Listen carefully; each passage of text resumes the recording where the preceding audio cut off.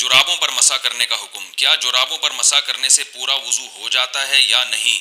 جبکہ اکثر جہاں ہم جاب کرتے ہیں وہاں بار بار جوتے اتارنا یا جرابیں اتار کر پاؤں دھونا مشکل ہوتا ہے۔ خرم صاحب کو اس سے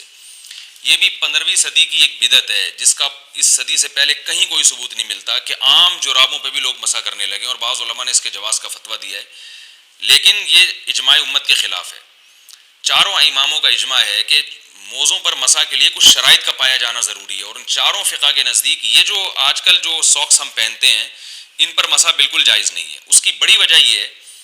کہ جتنی احادیث، قرآن نے سب سے پہلے پاؤں دھونے کا حکم دیا ہے، اور یاد رکھیں جب قرآن میں کوئی حکم آتا ہے تو اس حکم سے اختلاف کرنے کے لیے کوئی بہت مضبوط اور واضح دلیل ہونی چاہیے۔ تو خفین کے بارے میں تو دلیل واضح ہے، خفین کہتے تھے چمڑے کے موزے، تو چمڑے کے موزے یا وہ موزے جو چمڑے جیسے ہوں جن میں پانی نہ جاتا ہو، یا وہ شرائط جو فقہ کی کتابوں میں لکھی ہوئی ہیں۔ تو قرآن نے چونکہ پاؤں دھونے کا حکم دیا، اگر قرآن میں حکم نہ ہوتا پھر ہم کہیں سے بھی کوئی بھی روایت ملتی ہم لے لیتے، لیکن قرآن نے چونکہ پاؤں دھونے کا حکم دیا ہے واضح لفظوں میں، تو اب وہ متواتر قطعی ہے، اس سے انحراف انہی خاص شرطوں کے ساتھ کیا جائے گا جن پر بالکل واضح اور صریح احادیث موجود ہوں۔ تو واضح اور صریح احادیث صرف خفین کے بارے میں ہیں، اور خف عربی میں کہتے ہیں یہ جو چمڑے کے موزے ہوتے ہیں ان کو خف کہا جاتا ہے۔ اسی طرح بعض لوگ کہتے ہیں کہ جورب کے بارے میں، جورب بھی حدیث میں آتا ہے کہ نبی صلی اللہ علیہ وسلم نے جورب پر مسح کیا۔ یاد رکھیں نبی صلی اللہ علیہ وسلم کے دور میں یہ والے جورب تھے ہی نہیں۔ یہ جو ہم موزے پہنتے ہیں نا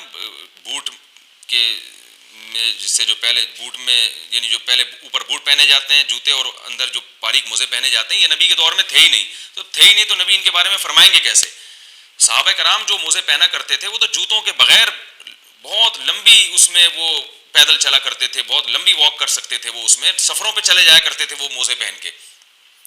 تو یہ جو آج کل کے موزے ہیں یہ نبی صلی اللہ علیہ وسلم سے اس کا ثبوت ہی نہیں ملتا، تو اس کے بارے میں احادیث خاموش ہیں۔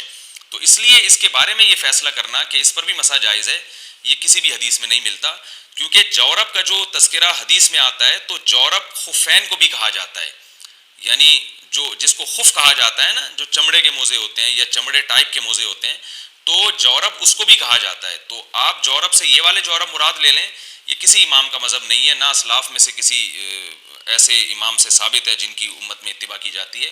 تو یہ آج کل ایک نیا فتویٰ آیا ہے جو چاروں مذاہب کے بھی خلاف ہے اور قرآن و سنت کے بھی خلاف ہے۔ اس لیے ہماری رائے میں اگر امام نے ایسے موضوع پر مسح کر کے نماز پڑھائی تو وہ نماز ادا نہیں ہوگی، آپ کو نماز لوٹانی پڑے گی۔ ترمذی کے اندر آپ کو ایک پورا چیپٹر ملے گا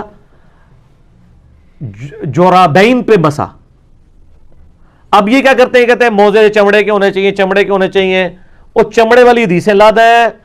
جرابوں والی لادا ہے۔ یہ جورب تو لفظ ہی عربی کا ہے، آپ جا کے عربی ڈکشنری میں لکھے جورب کہتے ہیں کپڑے یا اون کا ایسی چیز جو پاؤں پہ پہنی جاتی ہے،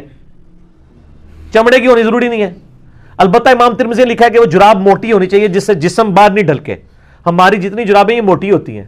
باریک جراب تو ہم کوئی پہنتے ہیں، وہ عورتیں گرمیوں میں شاید کوئی پہنتی ہیں جس میں جسم نظر آتا ہے، کیونکہ اصل مقصد تو یہ ہے نا کہ جسم ڈھانپا جائے۔ جو مسلم شریف میں حدیث ہے قرب قیامت میں عورتیں ایسا لباس پہنیں گی کہ جسم ننگی نظر آئیں گی، تو جسم ڈھانپنا ہوتا ہے نا مقصد، پاؤں کی سردی ڈھانپنے کا مقصد ہے نا کہ آپ موٹی جراب ہی پہنے۔ تو ہماری یہ جرابیں جتنی ہوتی ہیں نا چائنا کی یا پاکستانی، یہ موٹی ہیں، اور ان کے اوپر اگر آپ تری والا ہاتھ رکھیں نا تو پاؤں گیلے نہیں ہوتے، ٹھنڈک ضرور محسوس ہوتی ہے لیکن گیلے نہیں ہوتے ہیں،